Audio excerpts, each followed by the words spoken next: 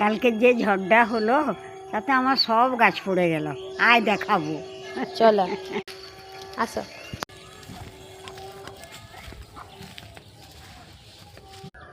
দেখ বড় গাছটা একবারে উপড়ে গেছে। কিভাবে উপড়ে গেছে এ মা, গাছটা পড়েছিল নিয়ে গেছে। ওদিকে দেখ গাছগুলা কিভাবে পড়ছে। এ মা, আমাদের নিম গাছ ভাঙুক, কিন্তু নিম গাছটা ভেঙে গেছে গো। দেখি নিম গাছের কীরকম ভাঙছে। ও এ আর বাঁচবে, পুরা ভেঙে গেছে, পুরাটাই ভেঙে গেছে, একটা ডালও পাশে আছে।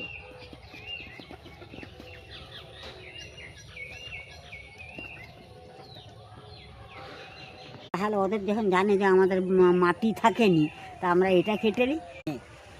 তাকে এই যে করার দিয়ে চিড়ে চিড়ে রাখছিল, ওদের এই কাজ ঘরে নিয়ে গিয়ে সেটা ওরা।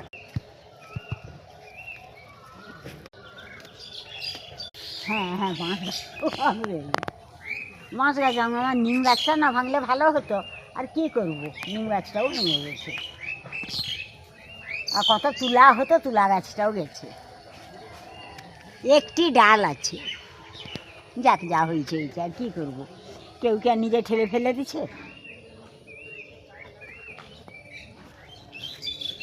না, কি আর মন খারাপ হবে। পড়াই বাইরের গাছ এগুলাকে বলিস চলে দেখাবো। ওই গাছটা যদি পড়ে যেত ভালো হতো, কিন্তু ওইটুকু গাছটা পড়েনি, ওইটা পড়ে ভালো হতো। এটা কেটে দিবি, কিন্তু গাছ পড়েনি।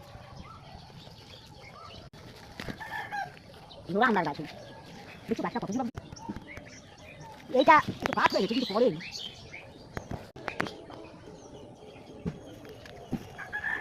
চল্লা গাছের বাগান পেয়ে যাচ্ছে। এটা আমাদের আমতলা বাড়ি। কালকে গাছ পড়ে আমাদের অনেক ক্ষতি হয়েছে। অনেক গাছ পড়ে গেছে। হ্যাঁ, অনেক গাছ পড়ে।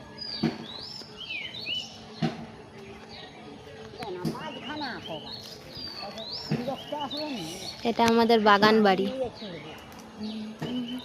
শিমুল তুলার গাছ ভেঙে গেছে।